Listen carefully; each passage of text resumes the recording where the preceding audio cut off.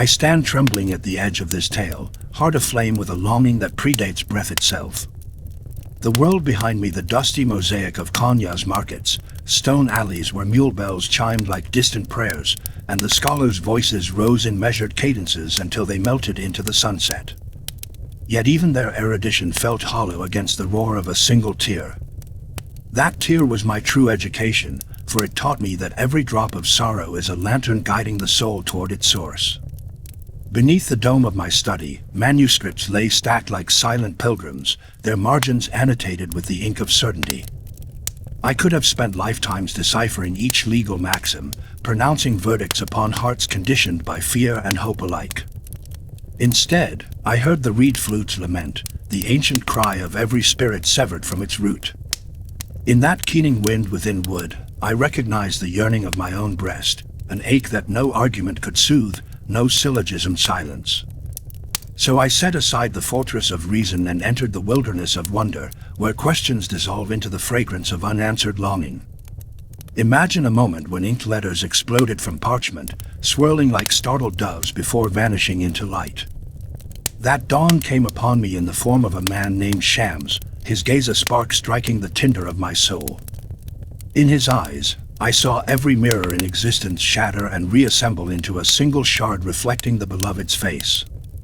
With one breath he exhaled all doctrine, with one silence he beckoned me toward a tavern of bewilderment where no map could guide the wanderer. I followed, barefoot and breathless, for the path of love is not paved but felt under each step like heated coals. And so I have become a jar broken open, each crack a conduit for the friend's breath. Within these pages waits the echo of that breath, the murmur of atoms trembling in surrender, the pulse of stars bowing before an unseen hand, the hush that thunders when self dissolves into the ocean of union. Do not seek in my words the footprints of certainty, for they lead only to more dust. Seek the spaces between the words, there the beloved's presence hums like a hidden spring beneath the desert's white salt. Know this, every syllable you read is a caravan of diamonds, each thought a precious facet refracting the one light. Yet the moment you grasp a diamond, it dissolves back into flame, for truth resists possession. The friend teases the hunger of hearts with glimpses, then withdraws into the vastness beyond all glimpses. This prologue is but the first incense trail curling through the night, inviting you to follow its scent beyond horizons that none have named. Lay down your burdens of doubt and dogma, they serve only to mute the song of your own reed. Drop the torch of reason into the river of astonishment and watch it burn in colors unseen. Let your soul become hollow enough to sing, hollow enough to receive the breath that animates all creation. In that silence, vaster than any library, you will hear the summons rising through every particle of being. Go on. Go on. We are going, and we are coming, O soul.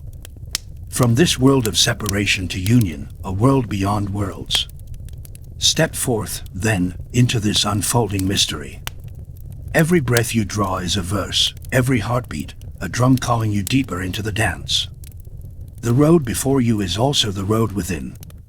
Lose yourself in its curves and spirals, and you will discover that departure and return are one journey, sung in the key of love alone. I was but a young jurist in the city of Konya, my robes heavy with the dust of dawn's first lesson, when the reed flute's cry stole into my heart like a blade wind. In the quiet of my study, by the lamp's trembling glow, I traced legal maxims upon parchment, certain that wisdom lived in syllogisms and statutes. Yet, beneath each line of law, I felt an ache, a hollow carved deep within my breast, as though some silent surgeon had lifted out my core and left behind only the echo of longing. One evening, the breeze carried to my window a sound at once simple and shattering, a plaintive moan, a melody of rupture. It was the reed flute, its hollow throat crying out at being severed from the reed bed. I rose and followed that song through the narrow alleys, past the shuttered stalls and sleeping camels, until I found a minstrel blowing upon the flute's carved opening. He played not for gold or praise, but for some invisible audience, and each note trembled with sorrow and hope entwined. I stood before him, captivated, as though watching a world fracture open.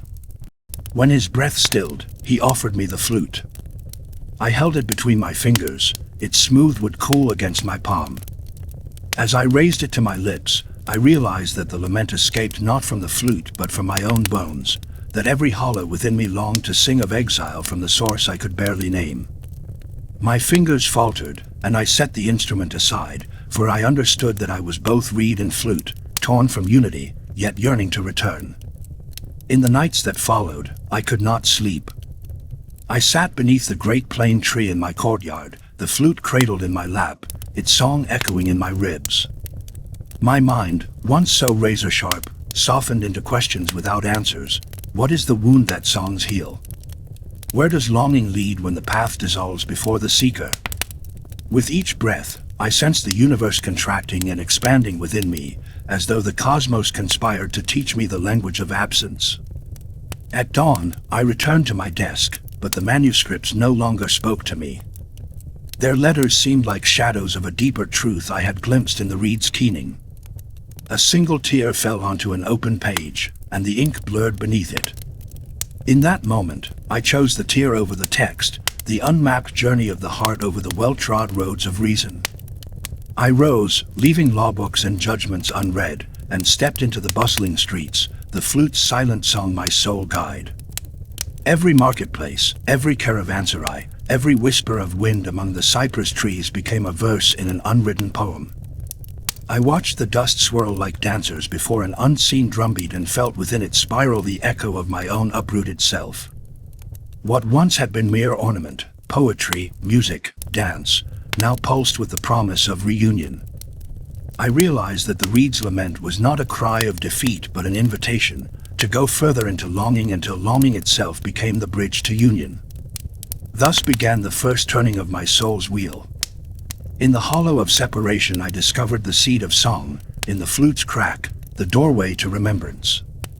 And every time the wind tugged at that flute, I remembered, though I stand here alone, cut from the reed bed, I sing to call the beloved back to me, and in that call, I become whole once more. I first saw him at the edge of a courtyard where sunlight pooled like molten gold, and I remember the moment as if my heart paused its rhythm to catch the glimpse. He stood there as though called another world, his robes carrying the dust of distant deserts and his eyes burning with the clarity of 1,000 dawns. The air around him thrummed, and even the doves on the rooftop hushed their cooing, as though the very sphere of creation had bent its ear to hear his silence. When our gazes met, it was not I who looked, but something in me that had been asleep, now startled awake by a presence older than memory. He spoke no words at first. His silence was a question that reverberated through every chamber of my being. I, who had once prided myself on the precision of my answers, found my tongue fled into trembling stillness. In that hush I felt the walls of certainty crumble. All the legal treatises I had memorized, all the answers I had dispensed, fell away like brittle leaves. What remained was a raw openness, a wound through which the radiance of something greater streamed in. My theories of love shattered into shards of light, for he embodied every answer even as he refused to articulate a single one. When he finally spoke, his voice was both thunder and breeze, carrying the weight of mystery and the lightness of grace. "Malana," he said, "my own honored title, what is love?" It was not a question to be answered with definitions or proofs, but a plunge into the depths of a sea without bottom. I began to recite verses I had learned in madrasa, passages where poets likened love to fire and ocean.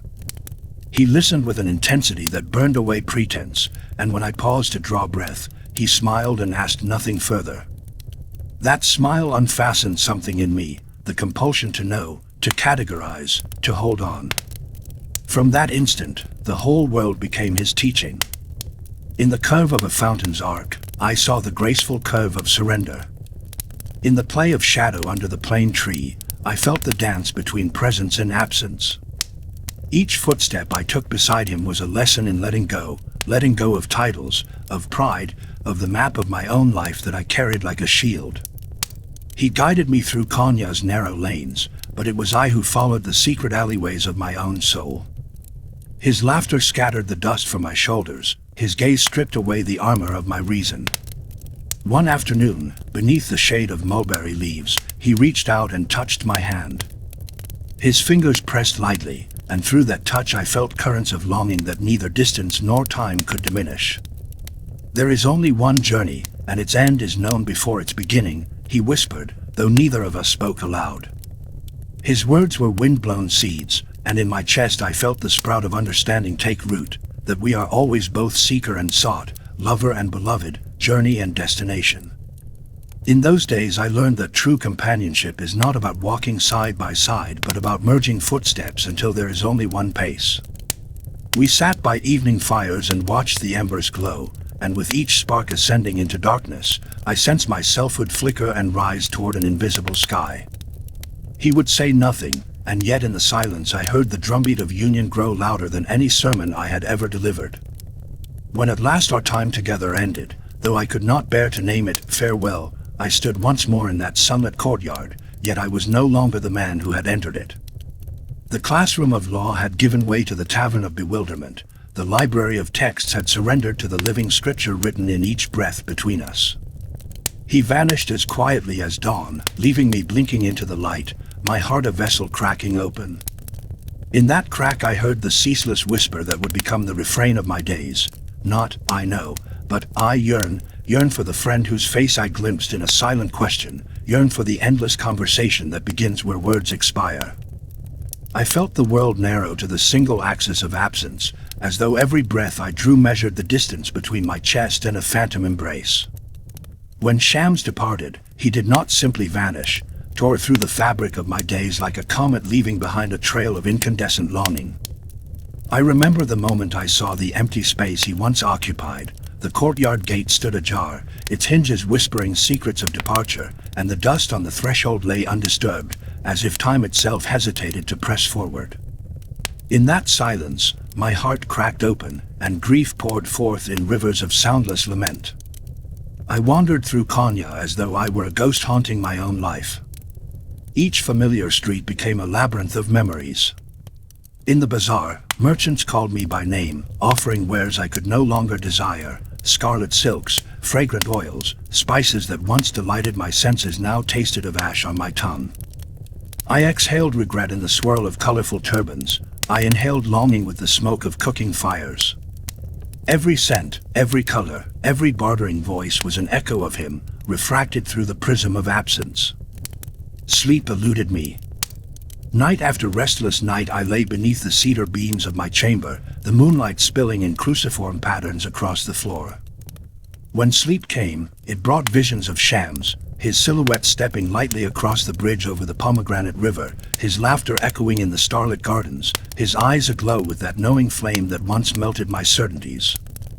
I awoke with tears pooling at my eyelashes, eyes raw from weeping in the dark.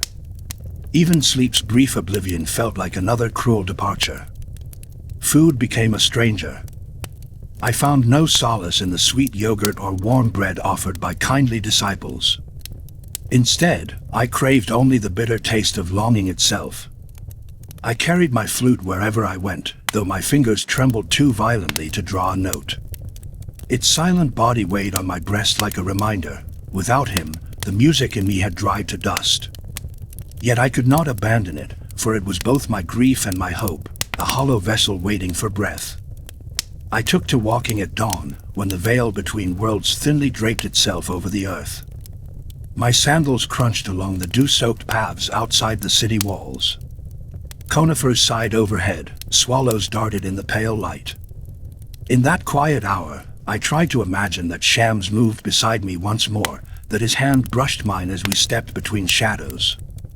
But the air remained empty, and I found only my reflection in the river's glassy surface, eyes rimmed with sorrow, lips parted in an unspoken question.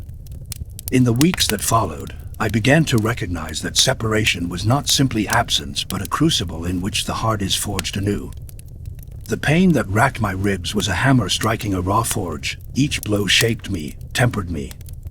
It drove me inward, into the hidden chambers of my soul, where I discovered fissures I never knew existed, rooms where fear crouched in the corners, chambers where shame lingered like stale air, corridors where longing had been too timid to wander. Now, with Shams gone, I roamed these inner halls alone, my tears illuminating each darkened niche. One morning, beneath a sky bruised with the promise of rain, I knelt by the banks of the pomegranate river. The water flowed over stones smooth as prayer beads. I dipped my hands into its cool current and let it wash over my face. As the river carried ripples downstream, I felt the stirrings of something fragile, a whisper of acceptance threading through my grief. If I remained rigid in my sorrow, I would shatter, but if I let myself be shaped by the current, perhaps I could emerge transformed. Thus began my dance of separation, a slow, deliberate turning inward and outward, over and over, like a dervish spinning until the world blurred into a single point of focus. I circled the absence, tracing its contours in steps that echoed in the chord of my heart. Each rotation revealed new facets of the void, the places where doubt amassed like stones, the hollows where faith still flickered like embers.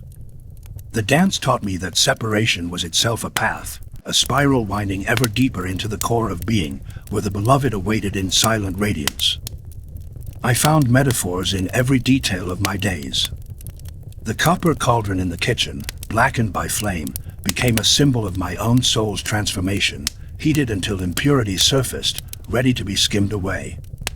The thorny bushes outside the city walls reminded me that pain bore its own language, spelling out lessons in the alphabet of blood. Even the ants marching single file across my desk became teachers, their perseverance in the face of obstacles echoing my own struggle to continue.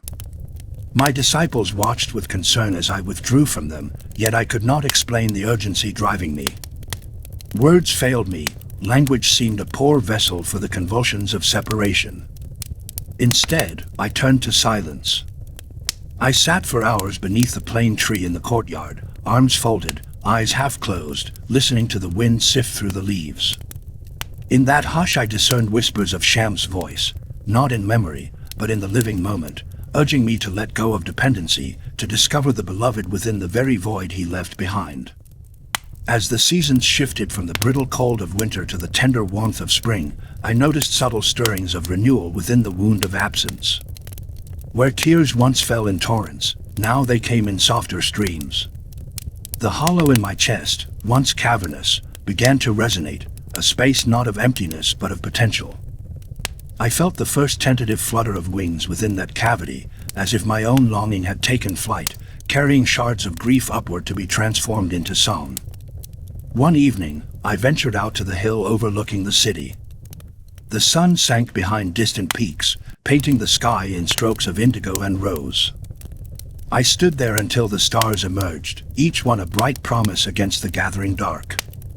I raised my arms, palms open to the heavens, and let the night wind press against me as though it carried his presence. In that moment, I understood that separation was not a final verdict but a summons, an invitation to shed the skin of what I thought I was and embrace the becoming of what I could be. I descended the hill with new resolve.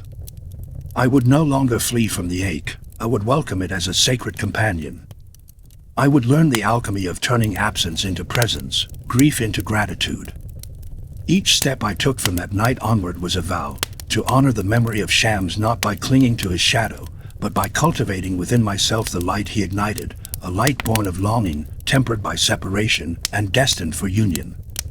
And so my dance continued, day after day, turning in concentric circles around the void he left behind. With every revolution, I drew closer, not to the man who had departed, but to the beloved whose face Shams had reflected. In the crucible of separation, I became both smith and sword, both seeker and sought. The rhythm of my turning pulse sang the truth that separation is not the end of the journey but its secret gateway, the very fissure through which union shines its brightest light. In that luminous fracture, I found the path home. I felt the ground beneath me dissolve into shards of doubt, each splinter slicing at the fabric of my certainties, until all I knew lay in ruins at my feet. In the hush that followed, a voice, soft as breath yet resonant as thunder, whispered through the corridors of my heart, "Come." It was ruin itself, calling me by my secret name, inviting me to trade the brittle armor of my intellect for the raw vulnerability of astonishment. I rose, unsteady, and stepped toward the wreckage of my former self, drawn by the promise that within every collapse lay the seed of a new beginning. I remember the first taste of that ruin. It clung to my tongue like ash, bitter and unyielding.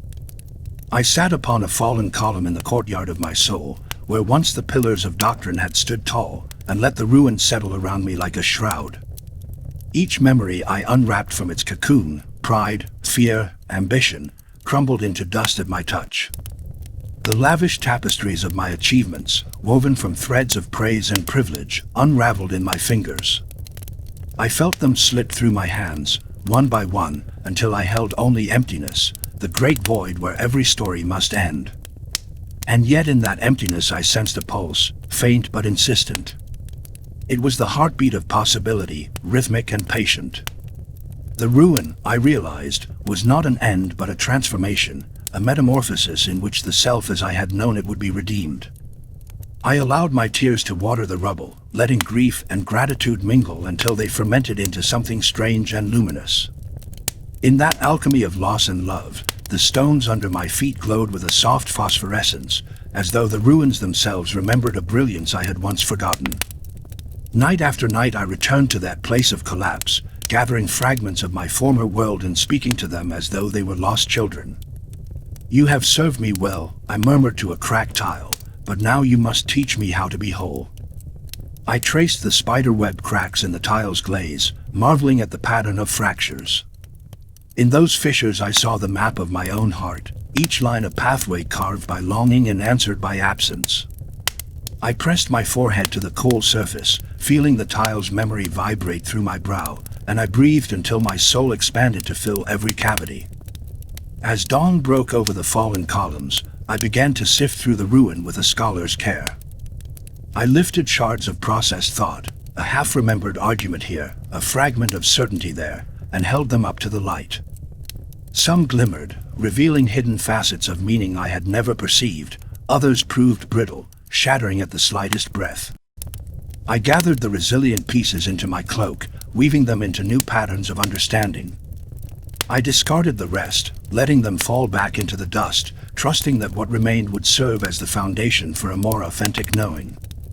In those hours, I tasted the freedom of unknowing. Without the burden of answers, I floated in the sheer expanse of inquiry, marveling at questions that unfurled like petals in the warmth of morning. What is real? I wondered, turning the question over in my mind as one might examine a rare gem. What is illusion? With each query, the ruins refracted my thoughts, breaking them into a kaleidoscope of possibilities. No conclusion could contain the mystery, each answer dissolved into yet more wonder, and I laughed with delight at the endless spiral. My disciples peered at me through the lattice of their own certainties, anxious to rebuild what they believed I had lost. But I could not join them in erecting fresh walls of doctrine. Instead, I took them by the shoulders and guided their eyes to the ruin. "Learn its language," I urged, "for only in collapse do we hear the quiet song of the heart." Some recoiled, blinded by the dust of their expectations. Others hesitated, then knelt beside me, gathering shards and listening to their resonance. Together we built cairns of shattered faith, each one a monument to the beauty born of brokenness. One evening, as the sky bled into twilight, I ventured deeper into the ruin than ever before. The air here was thick with the scent of memory, my own and the world's, mingling in a perfume both sweet and acrid. I followed that fragrance through halls of echoing silence until I reached a chamber lit only by the glow of moss-covered stones. There, at the center, stood a simple clay bowl, cracked down its side but still holding water that shimmered with reflected starlight. I approached it with reverence, for I knew this bowl was the heart of ruin, wounded, yet still capable of holding life. Kneeling, I cupped the bowl in my hands and drank from its surface. The water tasted of all I had lost and gained, of pride and humility, of sorrow and hope entwined.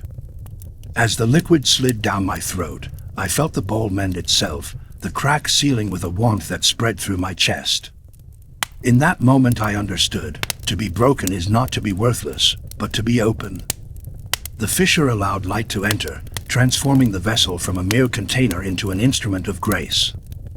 I set the bowl before me, now whole yet carrying the trace of its fracture, and whispered a vow, to wander the world not as one who seeks certainty, but as one who revels in the exquisite pliability of the soul.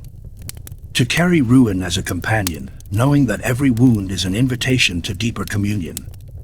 To offer my own cracks to the beloved, trusting that through them his light will shine more brilliantly. When I finally departed that chamber, dawn was breaking once more, and the sky was awash in rose and gold. I walked through the courtyard of ruin with a newfound gait, steady, reverent, alive to each footfall. The columns still lay toppled, the tiles still lay broken, but I perceived them no longer as losses, but as sacred text. Each fracture, each fragment, each hollow space formed a stanza in the poem of becoming, a poem written in the unscripted ink of transformation. Thus did ruin become my tutor and my companion. I learned that to surrender the self is not annihilation, but invitation, an invitation to dwell in the fertile soil of mystery, to hear the hush behind the hymn, to taste the wine pressed from the grapes of brokenness. In that vineyard I found the sweetest vintage, for it fermented in the crucible of my own undoing and emerged as the living elixir of union. And as I walked forward, barefoot, open-hearted, and humming with the resonance of ruin, I carried with me the simple truth that only the broken can truly be vessels of grace. I felt the first stirrings of that dance as a tremor in my blood, a subtle quiver beneath the skin that spoke of forces unseen tugging at my center. It began at dawn, the sky was still a pale promise and the air held the chill of night's last breath. I rose from my cushion in the courtyard, limbs slack with longing, and found myself drawn to the open space beyond the gate. There, the east wind curled around me like an embrace, and in that moment I understood that every atom in my body was an eager planet, poised to spin around an unseen sun. I closed my eyes and let my feet find their rhythm upon the cool stones. At first, my turning was hesitant, an uncertain tilt, as though the ground itself might slip away. But with each revolution I felt my hesitation fall away, replaced by a rush of exhilaration. The world blurred into color and light, the ochre walls of the caravanserai seemed to melt, the cypress trees whose branches had watched centuries pass bent toward me in solidarity, and the sun, still low on the horizon, sent shafts of gold that crowned my spinning head like a halo of dawn. I remembered how once I had sought stability in doctrine, in the precise architecture of law. Now, every statute I had once revered felt like a straight line cutting through the living curve of existence. Here, in the spiral of movement, was a truth too supple for edges, that the cosmos itself dances, each star and planet caught in the whirling embrace of gravity's silent song. If I could mimic that movement, even in the smallest compass of my body, I might glimpse the hidden axis that holds all things together. So I let my arms open wide, my right palm lifted toward the sky, my left palm turned earthward, one hand to receive the heavens, the other to feed the soil with the wind I created. My cloak, once a symbol of my dignity, became a sail catching the current of my own spin. Around me the dust rose in spirals, and for a moment I felt the center of my being expand to include the very particles I stirred. I was no longer merely a man spinning, I was a galaxy articulating itself in human form. As the rotations multiplied, I entered a zone where time unraveled. Moments folded into one another like rosettes of flame, the memory of my first encounter with shams, the ache of separation, the solace found in ruin, all these notes wove into the single chord of this movement. I felt my heart synchronize with the beat of the universe, each pulse sending ripples through the web of creation. The wind I stirred became a chorus of whispers, "Go on. Go on," and in that echo I heard not only my own longing but the longing of every soul that has ever sought the beloved. My mind, which had once busied itself with questions and answers, dissolved into the pure immediacy of sensation. I tasted dust and sky in a single breath. I saw the hidden filaments that connect blade of grass to star. I felt the pressure of existence pressing in from every direction, yet nowhere did I feel crushed, only held. Spinning thus, I realized that separation is the axis on which union turns. Each revolution peels back a veil, each turn dissolves a barrier.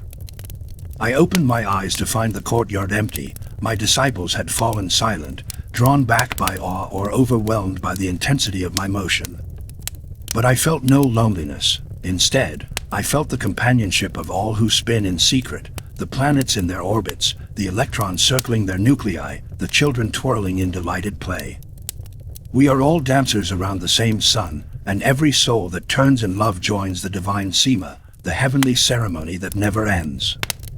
When at last my limbs grew weary and my cloak lay in tangled folds at my feet, I sank to the ground in a cushion of dust and sweat. My heart pounded like a drum, and yet I felt a stillness welling within me, an expansive calm that had no need for movement. In that silence I tasted the nectar of union, the seamless fusion of actor and action, of lover and beloved, of breath and wind. I realized that the Sema is not merely a ritual of the body but an alchemy of spirit. By surrendering the self to the centrifugal force of love, one becomes both prisoner and liberator of the heart. In the days that followed, I sought to carry that Sema beyond the courtyard. Each step I took along the streets of Konya was a subtle pivot. Each gesture I made in conversation bore the imprint of that sacred spin. My words, once precise judgments, now fell in curves and arcs, carrying hints of melody that unsettled the mind and soothed the heart. Even my teaching changed. I spoke less of theological proofs and more in parables that unconsciously guided the listener's spirit to whirl around its own hidden center.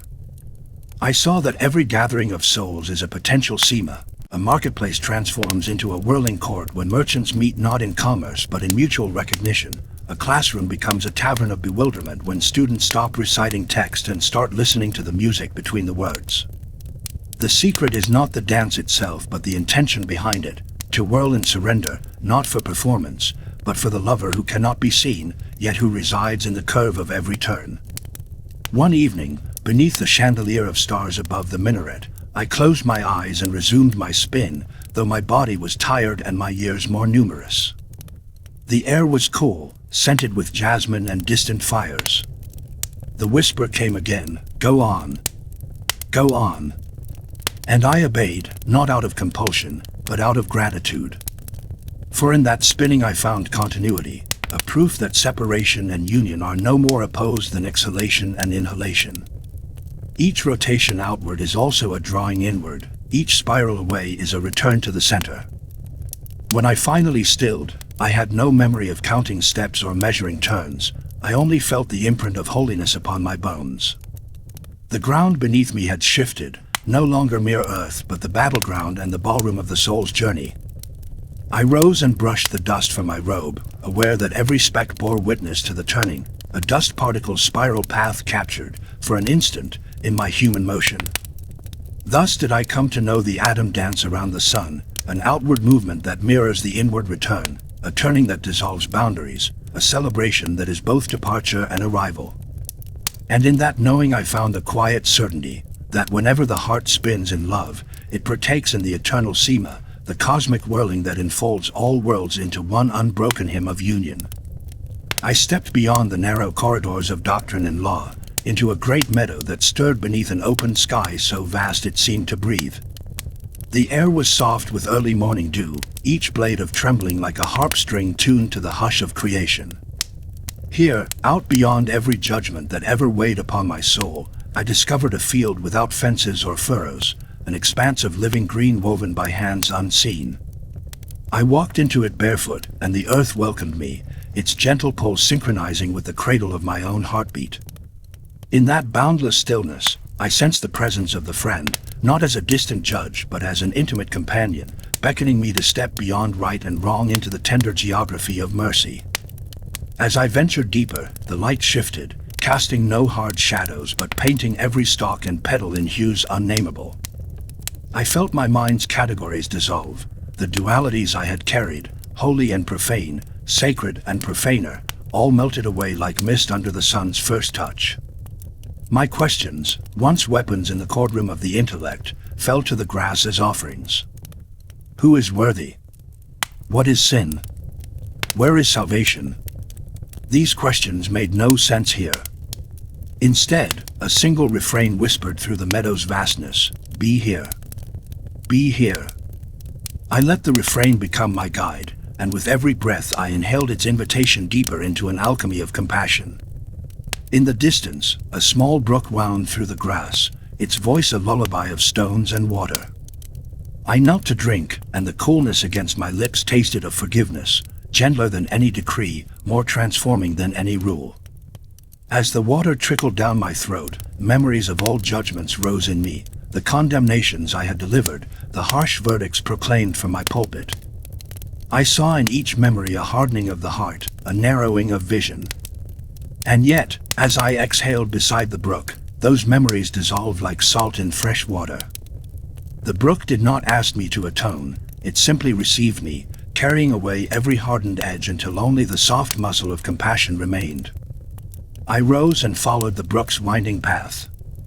Every stone beneath my feet became a testament to the power of presence, water flowing unceasingly over obstacles, shaping the landscape through gentle persistence rather than force. In its course I read the lesson that true conscience is not a stern judge but a river of mercy, smoothing rough edges over time, carving new channels of understanding where once there were walls. I stretched out my hand and let the water run through my fingers, marveling that such transformative power lay in subtlety, not in the thunderclap of punishment. Further along, the meadow opened into a grove of ancient trees whose roots intertwined beneath the turf like secret veins. Their trunks bore scars of lightning and age, yet each ring hidden within told a story of survival and renewal. I pressed my back against the rough bark and felt its wisdom seep into me. Life persists by embracing both wound and growth, by welcoming each scar as a teacher. I closed my eyes and imagined every act of cruelty or self-righteousness I had witnessed or enacted as a lightning bolt striking the tree of my heart. Instead of shattering me, each bolt had become nourishment, forging inner strength and a deeper capacity to shelter others. A soft breeze stirred, carrying the scent of wildflowers and distant rain. I walked among them, each bloom a testament to the field's generosity, lavender, marigold, jasmine, colors and fragrances mingling without competition, offering their beauty simply because they could. I bent to touch a flower whose petals quivered at my breath, and I understood that mercy flourishes in diversity. To judge a wildflower for its color or scent would miss the miracle of its existence. Likewise, to measure fellow souls by rigid standards would deny the unique fragrance each bears. In that grove, I resolved that my conscience would become a field, not a fence, a place of blossoming rather than boundary. Time lost its tyranny. I could not tell how many hours passed as I wandered that meadow of mercy, but I felt my spirit lighten with each step.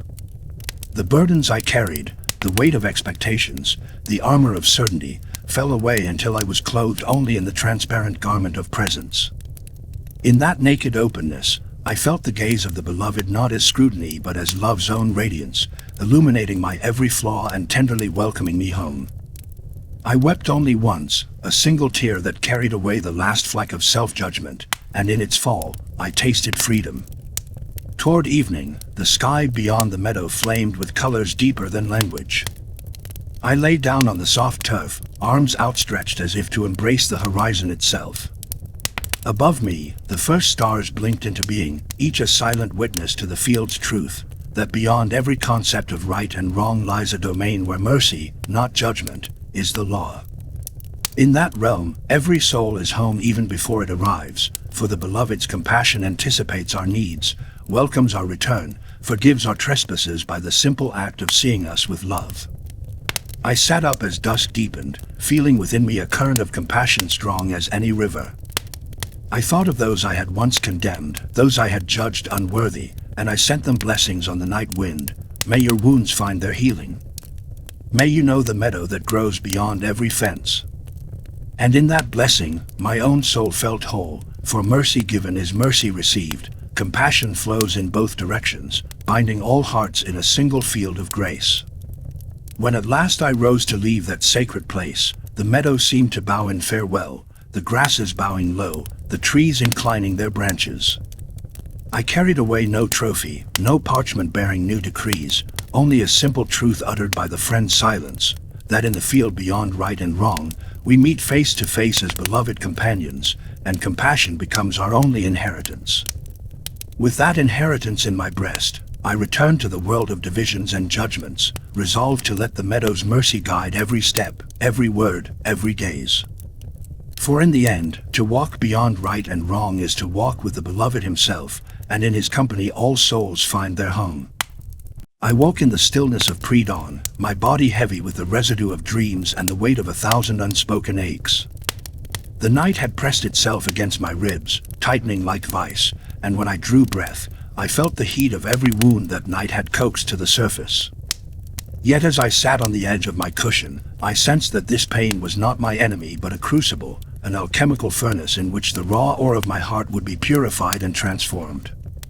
I welcomed its flame, for I had come to understand that sorrow is the kiln in which the substance of spirit is refined into light. Slowly, I rose and moved without thought through the corridors of the lodge, guided by an inner knowing rather than sight. The lanterns burned low, their flames flickering like hesitant pilgrims, and I felt the pulse of the building itself, as if its stones had been steeped in the history of hurt and now offered their own scars as testimony. I paused before a mirror hung in the entryway, its glass mottled with age. There, I confronted the face of a man etched by loss, eyes rimmed with weariness, cheeks hollowed by longing. For a moment I recoiled, as though repelled by my own reflection. Then I recognized that each line upon my brow was not a mark of defeat but a rune of remembrance, recording the journeys I had traversed through darkness.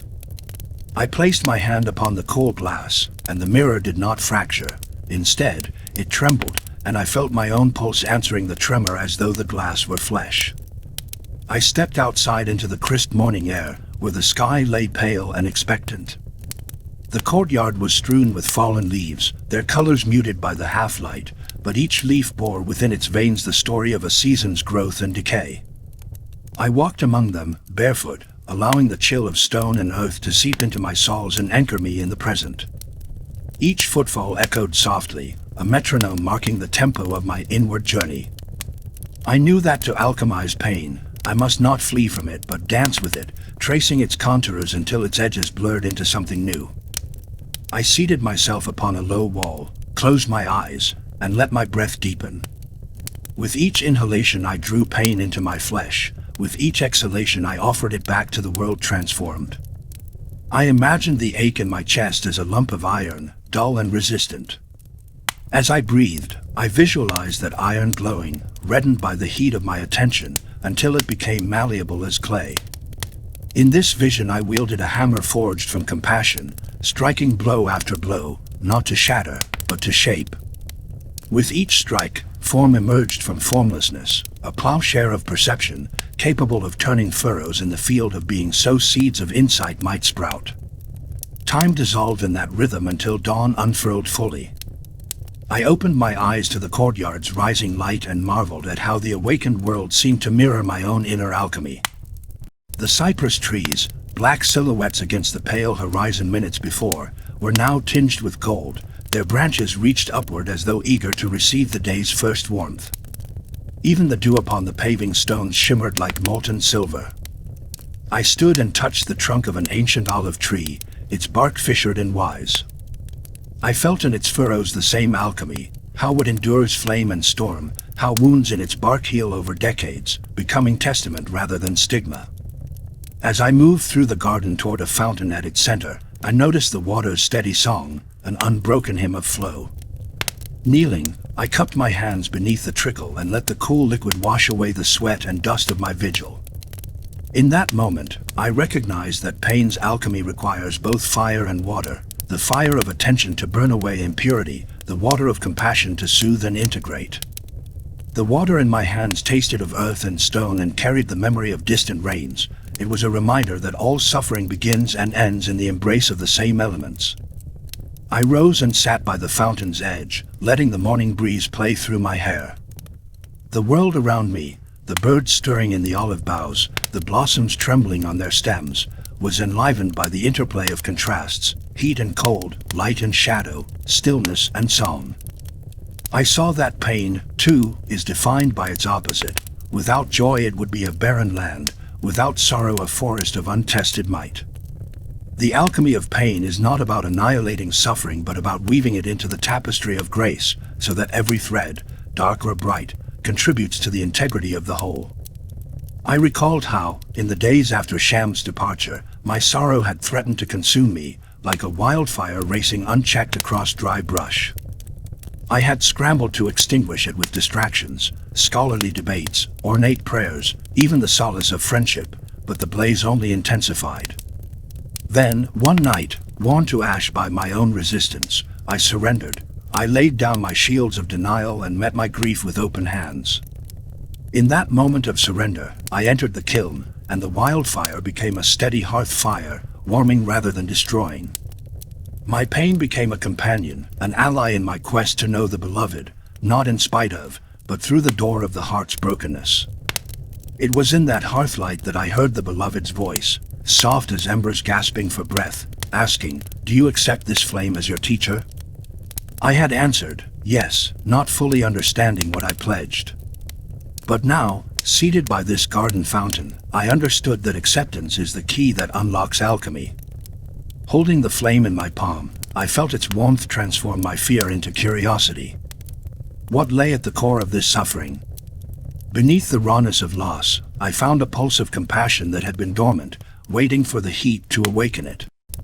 Beneath the clamor of anguish, a silence more profound than any prayer spoke truths no words could convey. As the sun climbed, I rose once more, guided by an impulse that felt neither my own nor foreign. It led me to the Hall of Disciples, where faces turned toward me with questions flickering in their eyes.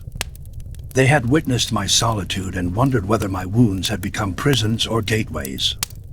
I greeted them not with doctrinal pronouncements, but with a simple invitation: "Come, and let us learn together the craft of transmuting pain." I beckoned them to the courtyard, where the olive and cypress stood as living witnesses, and shared with them what the kiln had imparted, that each sorrow is an ingredient in the alchemist's crucible, that every heartache conceals the gold of deeper knowing. We sat in a circle, and I guided them through the rhythm of breath and visualization, teaching them to tend their inner flame as one would tend a sacred hearth. As they practiced, I watched expressions shift, a furrowed brow unfurling, pursed lips softening into ease, eyes lifting from fixed points to the vastness above. In that shared alchemy, I saw how our individual pains, offered with vulnerability, became communal blessings. Each tear that fell was not wasted water but the seed of empathy, sprouting roots in the fertile ground of collective healing. By midday, the courtyard, and our hearts, were suffused with a warmth that neither the sun nor my words alone could bestow. It was the heat of shared transformation, the crucible of fellowship. In that moment I realized that the final stage of pain's alchemy is not solitude but communion. The fire that refines alone must then ignite the lamps of others, so that the world may shine with the light born of suffering redeemed. When the gathering dispersed, I remained by the fountain, feeling within me a stillness luminous as polished steel. I cupped my hands one last time and tasted the water, not cold now, but tempered by the sun and by the breath of our shared invocation. As I let it drip back into the basin, I whispered a vow, to carry this alchemy into every moment, to greet pain as teacher, to honor its lessons, and to kindle its light in every heart I meet. For in the forging of compassion, in the transmutation of grief into gratitude, I discovered the greatest alchemy of all, that in our shared humanity, we become vessels not of suffering alone, but of a grace so radiant it outshines even the harshest flame. I woke before dawn, when the world lay hushed in the space between exhale and inhale, and found myself drawn to the low door of my chamber as though by an unseen hand. Outside, air carried a hint of spice and rain, and the courtyard lanterns glowed like watchful eyes. I stepped into the half-light, my robe whispering against the stone, and sensed that tonight the friend awaited not in distant heavens but at my very threshold. My heart quickened, for I had learned that the beloved speaks not only in thunder but in whispers carried on a breeze. With cautious reverence, I approached the great cedar against which Shams and I once leaned, exchanging questions neither answer nor question could contain. I laid my palm against its bark, feeling the slow pulse of ancient sap, and in that living rhythm heard the echo of our dialogues, the questions that opened worlds and the silences that sealed them in light. I breathed in the cedar's resinous scent and bowed my head, offering myself as both question and answer, thirsty for whatever communion might come. I wandered then to the fountain's edge, where water danced in moonlit arcs. Each drop seemed to carry a fragment of our conversations. Who am I? Who are you? Two voices weaving into one tapestry. I cupped the water and let it slip through trembling fingers, tasting the sweetness of inquiry unbound by conclusion.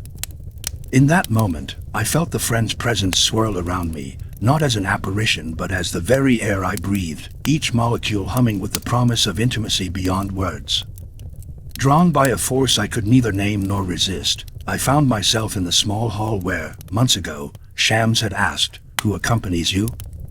His question then had unseated the throne of my self-importance, leaving only a trembling vessel open to the beloved's pour.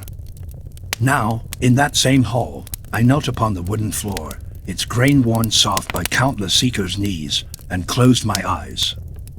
I spoke no invocation, there was no need.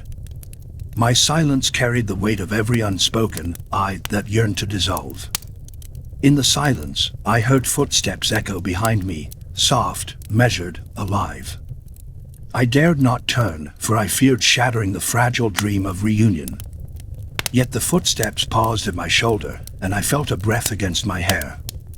Then came the question, spoken in a voice that was neither thunder nor breeze but the very essence of both. "Are you still seeking?" The single syllable trembled with infinite possibility. Tears rose unbidden, for I knew that seeking and finding are the same act in the realm of the beloved. With a trembling breath, I answered within my heart, "I am only this breath." The murmur of my soul formed no audible sound, yet the friend smiled, and I felt the timber of the hall glow with radiance. In that glow, my boundaries dissolved, the kneeling man, the cedar, the whispering fountain, all merged in a single chord of being. A soft laughter filled the space, not loud but deep as the turning of galaxies. It resonated in my bones, knitting together every crack I had ever feared would never heal. I rose, unsteady at first, and turned. There was no figure before me, only the shimmer of moonlight dancing upon empty air. Yet the emptiness itself was full, pregnant with beloved absence that was more present than any form. I reached out, and my fingertips brushed the mist of the moonbeam, sending ripples through the unseen. I spoke aloud, voice hushed with wonder, "In your absence, I have become your presence." The words carried into the quiet, and the courtyard answered with a single petal drifting down from the cedar above. It landed at my feet as though delivered by the friend's own hand. My heart leapt, for the petal was a seal, a covenant of dialogue without words. I lifted the petal and brought it to my lips, tasting its sweetness. In that instant, I understood that every question I had uttered, every silence I had held, had been both oracle and answer. The friend's voice had lived in the space between my breath and the world's, guiding me through deserts of doubt into gardens of knowing that bloom beyond thought. Night deepened, and I walked through the courtyard, cradling the petal as one cradles a flame. In the silence, I compiled the ledger of all our exchanges, not in ink, but in the fruit of my being, compassion born of challenge, humility born of unknowing, love born of separation and reunion in the heart's hidden chamber. Finally, I returned to my chamber, the petal glowing softly in my palm as if lit from within. I placed it upon my desk beside an open scroll, not to write another treatise but to remind myself that dialogue with the friend needs no parchment. The silent conversation of presence is the highest scripture, and every breath we share is its living letter. Before sleep claimed me, I whispered into the darkness, "Let us speak again in the dawn of the heart." And the darkness answered with a sigh that carried promise, an unspoken vow that accompanies every soul who dares to ask and remain in the hush where question and answer are one. I stood at the threshold of twilight, the horizon dissolving into a tapestry of rose and indigo that neither day nor night could claim. The air around me shivered with anticipation, as if all held its breath, waiting for the next turn in the story of becoming. In that moment, I felt the sealed gates of worlds unlatch, not with the clamor of tectonic change, but with the soft sigh of something ancient stirring beneath every mote of dust. I placed my hand on the fabric of the sky, sensing its weave of possibility, and realized that the world I had known was but one garment among countless others awaiting my passage. When I moved forward, the ground itself welcomed me with a gentle yielding, each step dissolving earth into horizon, horizon into sky. I felt my body lighten, its weight distributed across dimensions I could neither name nor measure. The trees beside the path blurred into columns of light. The river at my side became a ribbon of time, looping back upon itself in silent celebration. In this liminal expanse, absence and presence were threads of the same cloth, and every breath I drew was both a departure and a return. I recalled the words echoing through my soul, "We are going, and we are coming, O soul," and their resonance deepened until they became the drumbeat of reality.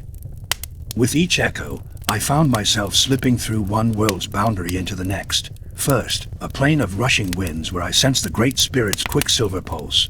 Then, a realm of liquid light where visions drifted like jellyfish beneath a moonless sea. Then, a place of crystalline silence where thoughts crystallized on contact, fracturing into new galaxies of meaning. In every transition, I shed a layer of definition, identity, memory, desire, and with each shedding, I discovered that my true self was not a thing but a current, flowing unconfined. As I journeyed, I beheld worlds nested within worlds like Russian dolls of infinity. In one, I saw the faces of those I had loved and lost, their eyes reflecting my own yearning back upon me until the mirror dissolved and only love remained. In another, I encountered the living heartbeat of the cosmos, a pulsar of compassion whose rhythm synchronized every atom in my body. I listened to that heartbeat until it became the music of my own blood, a melody that refused to stay silent even in the void between stars. And there, in that void, I found the secret chamber beyond worlds. It lay hidden behind the final veil of form, a vault of pure becoming where even the concept of worlds fell away. I hovered at its threshold, feeling the pull of every origin and every destination, as though the entire sweep of existence awaited my consent to continue. I stepped inside, and the cosmos exhaled. There was no up or down, no before or after.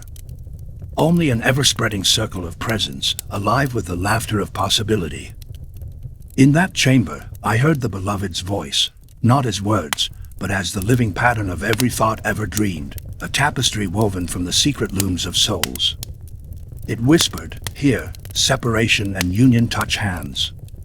Each departure is homecoming, each homecoming, departure." I felt the truth of this like a seed sprouting in the core of my being, sending roots through all the worlds I had walked and shoots toward every horizon I had yet to glimpse.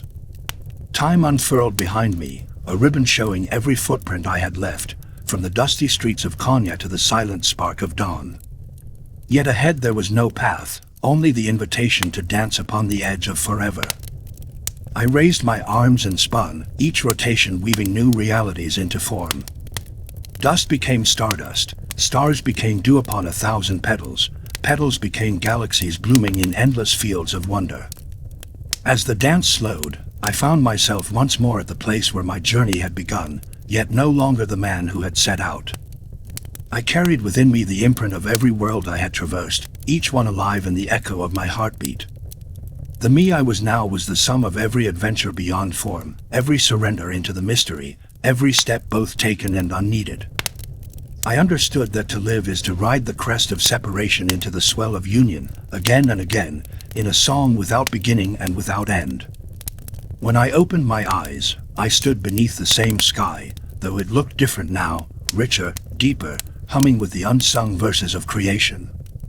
The wind at my back was the same wind, yet it tasted of worlds I had seen and those I had yet to imagine. I breathed in and found my own soul expanding with each inhale, filling with the boundless joy of one who has glimpsed the secret chamber beyond worlds and returned to bring its fragrance back to earth.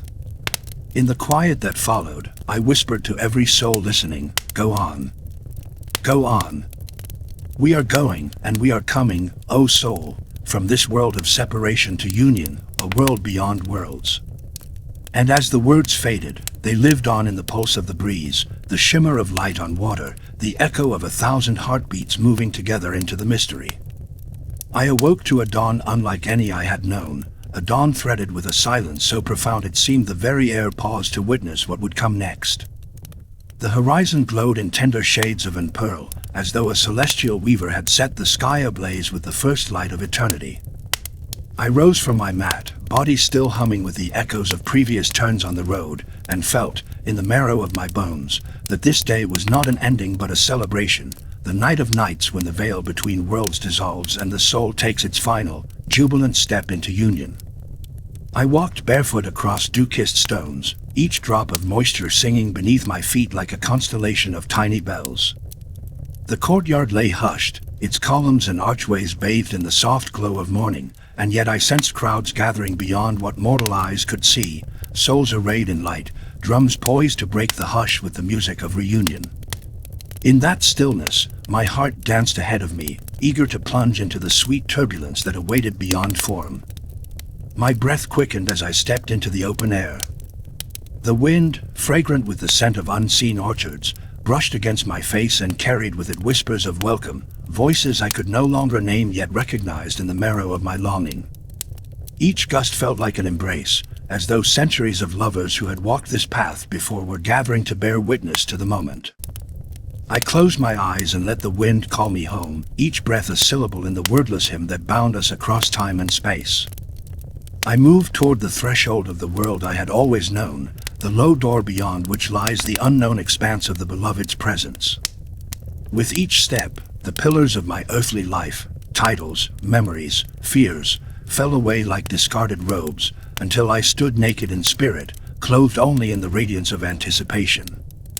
I paused at the threshold, hand hovering above the surface of the unseen curtain, feeling its vibration as one might feel a heartbeat beneath the breast. "It is time," my soul whispered, and in that whisper I heard the chorus of creation echo back, urging me forward. I crossed the line between worlds in a single pulse of awareness, and instantly the courtyard, the city, the very fabric of separation dissolved. I found myself afloat in a sea of luminance, each particle of light a beloved face or a lover's tear, dancing in unison in a cosmic sema. There was no up or down, no near or far, only the undulating wave of unity that carried me into its embrace. My arms spread wide, and I became an instrument of the eternal celebration, each cell in my body a drum resonating with the pulse of divine love. In that boundless expanse, I glimpsed the beloved's face, not as a feature carved in flesh, but as the radiant geometry of being itself, shifting and infinite.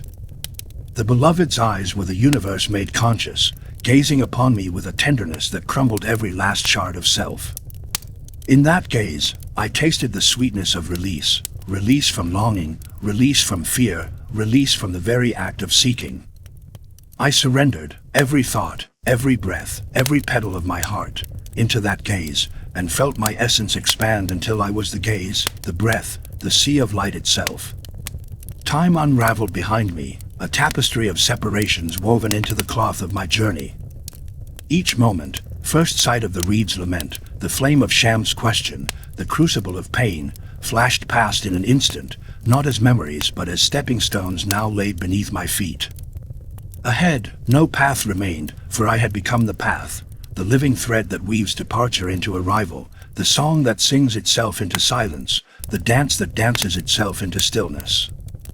Around me, countless souls, those who had walked the world and those yet unborn, joined the circle, their presence a living river of light. We moved together in a sacred whirling, not driven by the force of limbs but by the gravity of love. Our collective heartbeat shaped the rhythm of eternity, and in its cadence I heard both the echo of separation and the triumph of union. We were a single body, each of us a pulse in its rhythm, each of us the breath of its life. I felt the first drop of union's wine seep into my being, a ruby sweetness distilled from ages of longing. It coursed through my veins, coloring every thought and coloring every atom with the hue of transcendence. In that wine I found the fragrance of all worlds, the scent of mountain snow melting at dawn, of jasmine petals drifting on midnight air, of tears wept in both sorrow and delight. I drank deeply, and the nectar became me, and I became the nectar, an undying fragrance carried on the breeze of infinite mornings. As the dance reached its zenith, I knew that no ceremony could ever commemorate what was happening, for this was the ceremony, the living ritual in which lovers and beloved become one. Every joy I had ever tasted bloomed into an ecstasy so vast it eclipsed even the sun's first light. Yet there was no overwhelming flood, only a perfect balance, a still point at the heart of the storm, where the full measure of love held all opposites in tender equipoise. And then, as every climax yields to a new form of stillness, the crescendo folded into silence, a silence that sang with the resonance of everything that had ever been and would ever be. I rested in that silence, feeling its warmth like a quilt of endless dawns. In that rest, I was both the seeker and the sought, the question and the answer, the breath that inhales separation and exhales union in a single living moment. When I opened my eyes, I stood once more on the dew-kissed stones of the courtyard, though I was changed utterly. The columns and archways glowed with a light drawn from the source, and the city beyond hummed in sympathetic echo. My breath was now the breath of the beloved, my heartbeat, the drum of creation. I looked toward the east, where the sun had fully emerged, and whispered the words that had guided every step of my journey. Go on. Go on. We are going, and we are coming, O soul. From this world of separation to union. A world beyond worlds. And as those words settled into the morning air, the world itself answered in 1,000 voices, each silent in its own way, calling all souls to join the eternal caravan of departure and return, singing the song of union that never ends.